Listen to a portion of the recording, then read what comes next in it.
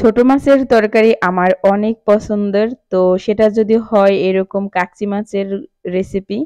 তো আজকে আমি কাকচি মাছ আলু দিয়ে চচ্চড়ি করব হাতে মেখে। আমি মেক্সিমাম কাকচি মাছ এমনি শুধুই রান্না করি, কোনো কিছু দেই না। তো আজকে আমি আলু দিয়ে রান্না করব। এভাবে রান্না করলেও কিন্তু অনেক মজা হয়। তো চলুন শুরু করি আমার আজকের রেসিপিটি। আসসালামু আলাইকুম ওয়া রাহমাতুল্লাহি ওয়া বারাকাতুহু। কেমন আছেন সবাই? আশা করি সবাই আল্লাহর রহমতে অনেক ভালো আছেন। আমরাও আলহামদুলিল্লাহ আল্লাহর অশেষ রহমতে অনেক ভালো আছি। তো এখানে আমি সবকিছু গুছায় নিয়েছি। দেখুন একটা বড় সাইজের আলু একদম ঝুরি, ঝুরি করে আমি কেটে নিয়েছি ১ কাপ পরিমাণ পেঁয়াজ কুচি করে। এখানে আমি ৪-৫ টা মরিচ ফালি করে নিয়েছি কাকচি মাছ খুব সুন্দর করে ধুয়ে পরিষ্কার করে নিয়েছি। আর এখানে কিছু ধনিয়া পাতা কুচি। তো এই মাছটাকে আমি হাতে মেখে রান্না করব। তো আলু দিয়ে কিন্তু কাকচি মাছের চচ্চড়ি আপনারা যদি না খেয়ে থাকেন এভাবে খেয়ে দেখবেন খুবই মজা হয়। তো সবার আগে আমি আলুগুলো প্যানের ভিতরে দিয়ে দেব। আর এই রেসিপিটা কিন্তু হাতে মেখেই করলে বেশি মজা হয়। তো এরপর আমি এখানে পেঁয়াজ কুচিগুলো দিয়ে দেব। তো চেষ্টা করবেন একটু বেশি পরিমাণে পেঁয়াজ কুচি দেওয়ার জন্য। তো আমি এই পর্যায়ে কাঁচামরিচ কুচি দিব না। আমি লাস্টে দিব কারণ হাত জ্বলতে পারে। এখানে আমি হাফ চামচ করে আদা এবং রসুন বাটা দিয়ে দিলাম। তো আপনারা যারা মাছে আদা রসুন বাটা খান না তারা স্কিপ করবেন, না দিলেও চলবে। তো এখানে আমি দিয়ে দিলাম লবণ ১ চামচ পরিমাণ। আর এখানে আমি দিয়ে দিলাম হাফ চামচ পরিমাণ হলুদের গুঁড়া ও হাফ চামচ পরিমাণ মরিচের গুঁড়া। তো এখানে আমি দিয়ে দিলাম হাফ চামচ পরিমাণ ধনিয়ার গুঁড়া ও ভাজা জিরার গুঁড়া দিয়ে দিলাম আমি হাফ চামচ। আর সামান্য পরিমাণে একটু গোলমরিচের গুঁড়া।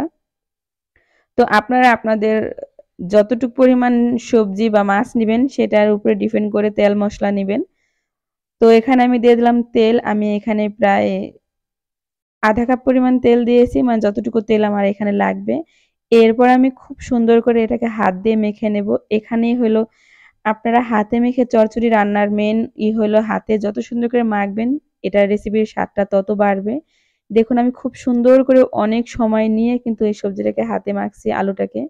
আর এত সুন্দর একটা ঘ্রাণ বের হয় মাখার সময় সেটা আপনাদের বলে বোঝানো যাবে না। আপনারা যারা রান্না করেন তারা অবশ্যই জানেন। তো এখানে আমি একটা টমেটো এভাবে টুকরো, টুকরো করে দিয়ে দিয়েছি। টমেটোটাকে দিয়ে আমি মেখে নেব। তো আমি সবকিছুই একবারেই দিয়ে দিতেছি। আমি রান্নার সময় আর টমেটো দিব না, এখনই দিয়ে দিতেছি। তো টমেটোটা দিয়ে মাখানোর পর এখানে আমি দিয়ে দেব সেই মাছগুলো। তো মাছগুলো দিয়ে কিন্তু খুব আলতো হাতে মাখতে হবে। এখন কিন্তু আর জোরে, জোরে মাখা যাবে না, তাহলে কিন্তু মাছগুলো গলে যাবে। তো আমি খুব সুন্দর করে একটু হালকা হাতে দেখুন একটু মাছের সাথে মিশিয়ে দিলাম আলুটার সাথে। তো এবার আমি এটাকে হাত দিয়ে সেট করে নেব মেখে।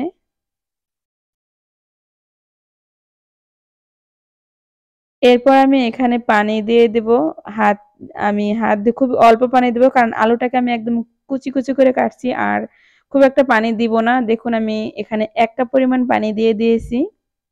তো এবার আমি হাত দিয়ে এটাকে আরো একটু সমান করে দিব।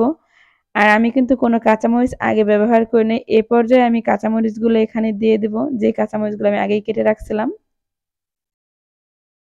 এ পর্যায়ে দিলে কি হবে আপনার হাত পুড়বে না। এরপর আমি চুলায় দিয়ে দিলাম। এখন আমি ঢাকনা দিয়ে ঢেকে তারপর আমি চুলার জালটাকে জ্বালিয়ে দিয়েছিলাম। তো দেখুন আমি প্রায় আমার রান্নাটা প্রায় রেডি হয়ে আসছে। পানিটা একদমই শুকিয়ে আসছে। প্রায় ১০ মিনিটের মতো আমি রান্না করছি। এখন আমি একটু নেড়েচেড়ে দিলাম যাতে আরেকটু হালকা ঝোল আসে এটাকে আমি শুকিয়ে নেব। চচ্চড়ি রেসিপিটা কিন্তু আপনি খুব সুন্দর করে শুকিয়ে রান্না করবেন। তো এবার আমি কিছুটা ধনিয়া পাতা কুচি দিয়ে দিলাম। ধনিয়া পাতা কুচিটা কিন্তু অবশ্যই দিবেন। আপনি যাই রান্না করেন কেন ছোট মাছের চচ্চড়ি বলেন, মাছের তরকারিতে কিন্তু ধনিয়া পাতা দিলে স্বাদটা আরো দ্বিগুণ বেড়ে যায়।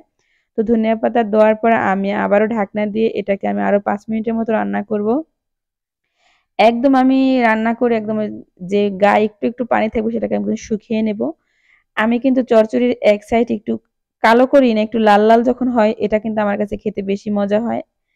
তো চচ্চড়ি মানেই কিন্তু একটু লাল, লাল হবে এটাই। তো আমি খুব সুন্দর করে দেখুন ঝাঁকিয়ে, ঝাঁকিয়ে আবারও একটু চুলার জালটাকে দিয়ে দিলাম।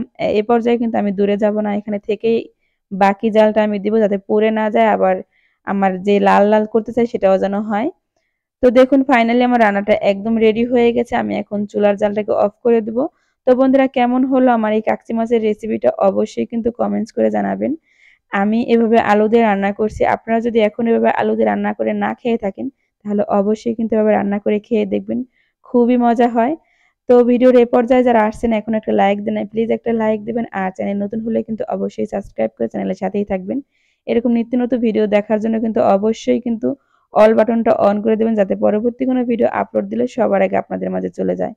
তো বন্ধুরা আর কথা বলবো না, কথা হবে অন্য কোনো রেসিপিতে। সে পর্যন্ত সবাই আপনারা ভালো থাকবেন, সুস্থ থাকবেন। আসসালামু আলাইকুম ওয়া রাহমাতুল্লাহি ওয়া বারাকাতুহু। আল্লাহ হাফেজ বন্ধুরা।